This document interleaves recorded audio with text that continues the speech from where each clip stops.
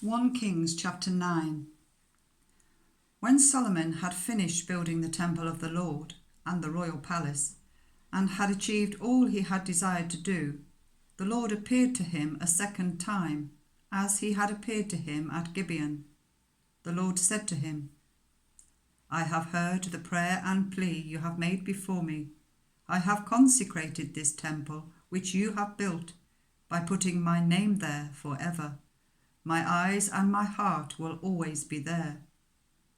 As for you, if you walk before me faithfully with integrity of heart and uprightness, as David your father did, and do all I command and observe my decrees and laws, I will establish your royal throne over Israel forever, as I promised David your father when I said, You shall never fail to have a successor on the throne of Israel.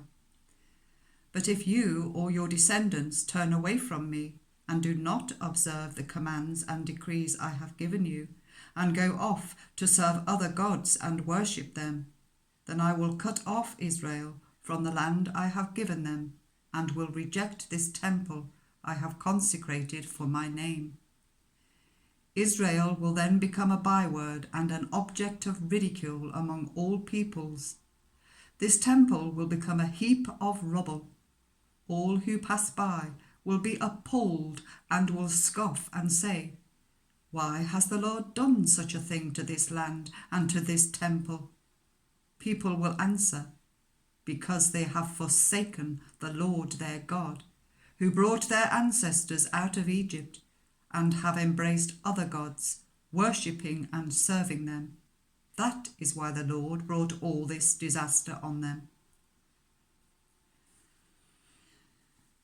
At the end of 20 years, during which Solomon built these two buildings, the temple of the Lord and the royal palace, King Solomon gave 20 towns in Galilee to Hiram, king of Tyre, because Hiram had supplied him with all the cedar and juniper and gold he wanted.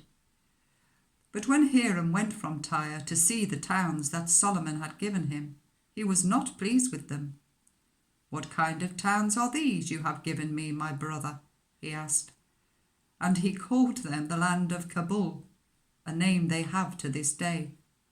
Now Hiram had sent to the king 120 talents of gold. Here is the account of the forced labour King Solomon conscripted to build the Lord's temple, his own palace, the terraces, the walls of Jerusalem, and Hazor, Megiddo, and Giza. Pharaoh, king of Egypt, had attacked and captured Giza. He had set it on fire. He killed its Canaanite inhabitants, and then gave it as a wedding gift to his daughter, Solomon's wife. And Solomon rebuilt Giza.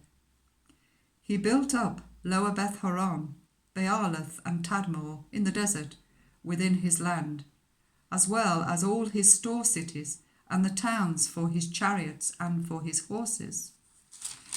Whatever he decided to build in Jerusalem, in Lebanon, and throughout all the territory he ruled.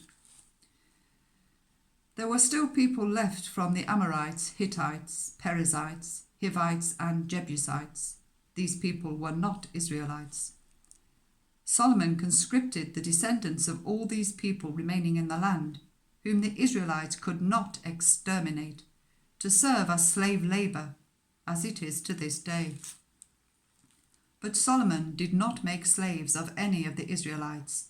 They were his fighting men, his government officials, his officers, his captains, and the commanders of his chariots and charioteers. They were also the chief officials in charge of Solomon's projects, 550 officials supervising those who did the work. After Pharaoh's daughter had come up from the city of David to the palace Solomon had built for her, he constructed the terraces. 3 times a year Solomon sacrificed burnt offerings and fellowship offerings on the altar he had built for the Lord, burning incense before the Lord along with them, and so fulfilled the temple obligations.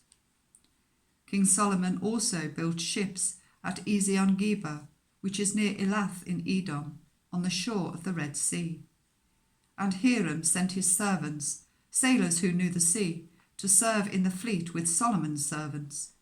They sailed to Ophir and brought back 420 talents of gold, which they delivered to King Solomon.